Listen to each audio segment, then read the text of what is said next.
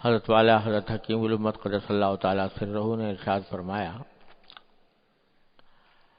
کہ غیبت گناہ جاہی ہے،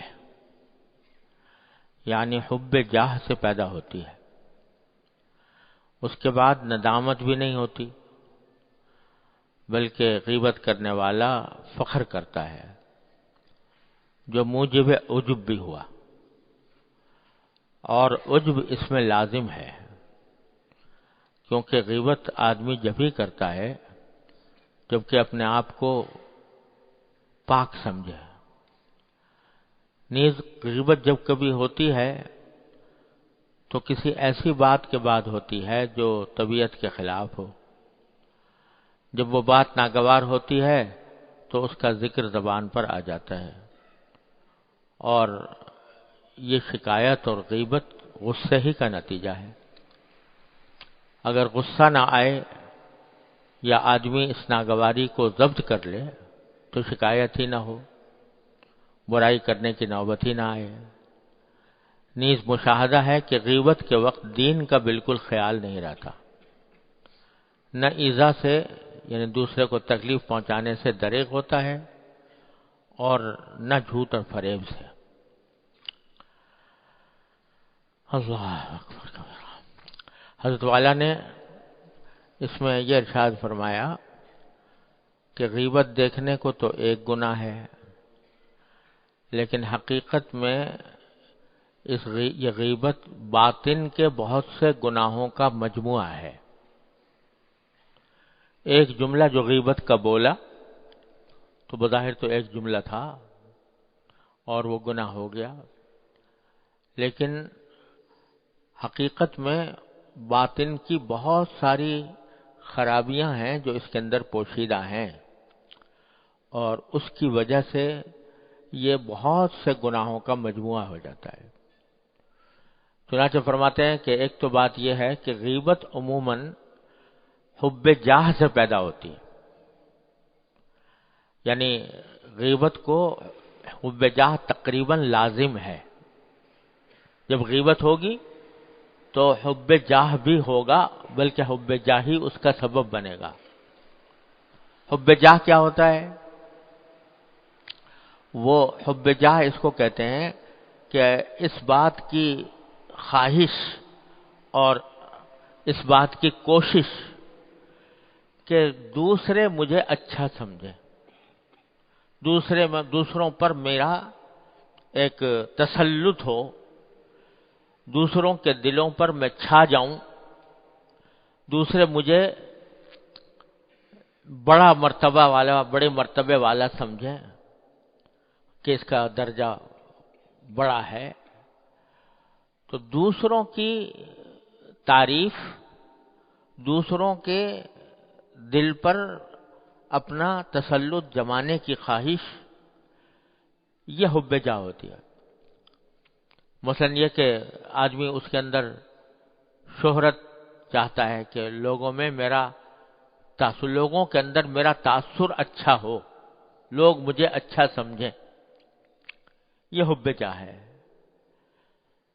اب یہ اتنی خراب چیز ہے کہ حدیث میں نبی کریم سرورت عالم صلی اللہ علیہ وسلم نے ارشاد فرمایا کہ دو بھوکے بھیڑیے اگر کسی بکریوں کے گلے میں چھوڑ دیے جائیں،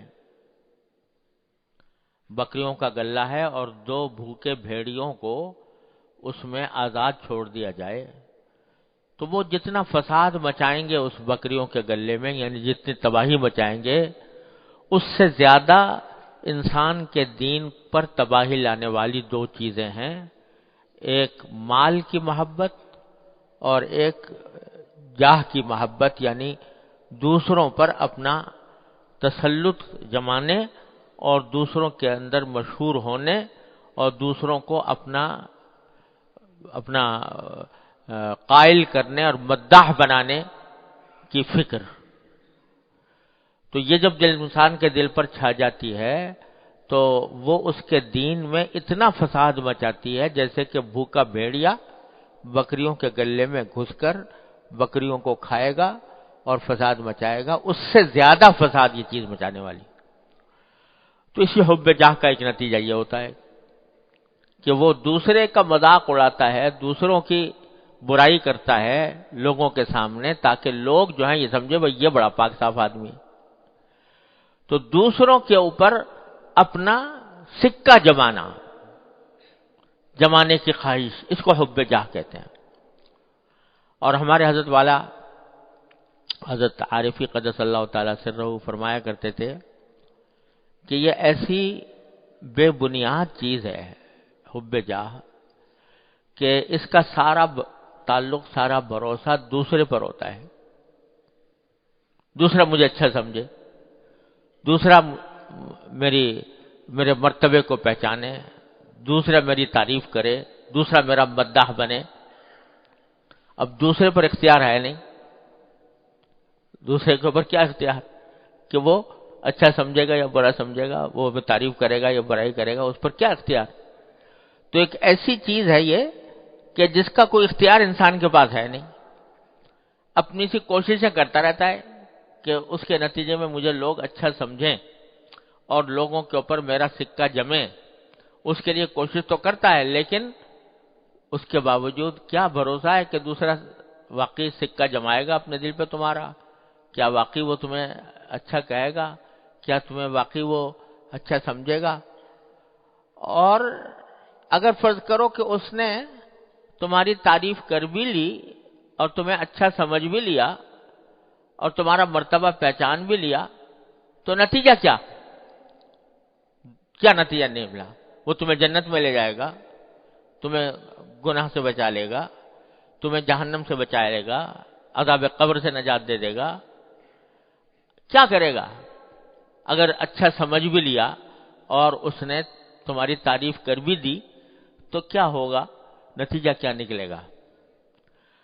تو حضرت فرماتے ہیں، اللہ تعالیٰ ان کے درجات بلند فرمایا کرتے تھے کہ آدمی ذرا سا اگر یہ سوچ لے کہ اگر دوسروں میں میری مقبولیت ہو بھی گئی، شہرت ہو گئی، مقبولیت ہو گئی، لوگوں پر میرا سکہ بیٹھ گیا، تب بھی کیا ہوگا؟